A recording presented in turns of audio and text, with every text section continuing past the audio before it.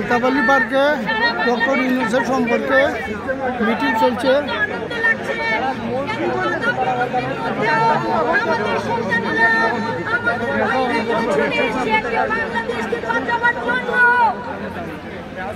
আমি মায়েদের পক্ষ থেকে এই জন্য কথা বলছি, আমাদের দেশ বাঁচাতে পারি নাই, আমাদের সন্তানকে বাঁচাতে পারি নাই, আমাদের স্বামীদের বাঁচাতে পারি নাই।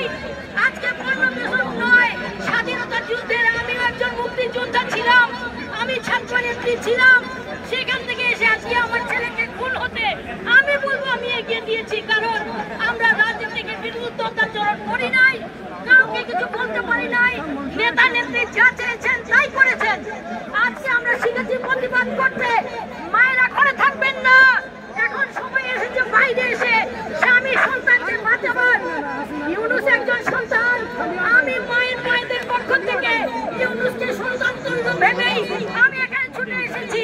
এমন সুসন্তান যিনি জন্ম দিয়েছেন, আল্লাহ তাকে যেন বেহেশত নসিব করেন, আল্লাহ যেন ইউনূস সাহেবের হায়াতে হায়াত দারাজ করেন। আমিন।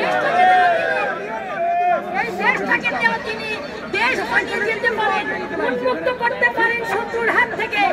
আমরা সকল খুনের বিচার চাই, বিচার চাই, সালমান শাহ হত্যার বিচার চাই, সোহেল হত্যার বিচার চাই, হাজার হাজার খুনের বিচার চাই।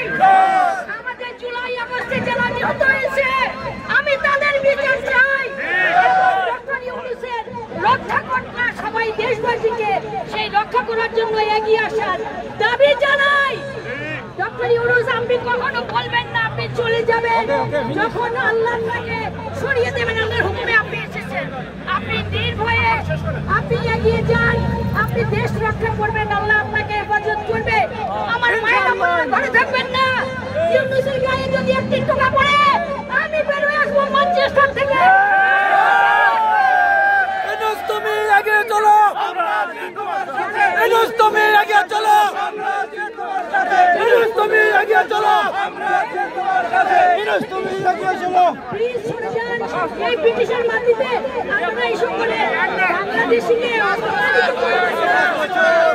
সিলেটবাসী অনেক সম্মানিত মানুষ, বাঙালি বিশ্বের মধ্যে অনেক সম্মান রেখে রাখবে, কিন্তু আপনারা যেভাবে গালিগালাজ করছেন এগুলো ভালো না, এগুলো ভালো না। আপনারা পারতেন আল্লাহর কাছে ঘরে ফিরে যান, না হলে অনেককে বিদায় করতে হবে।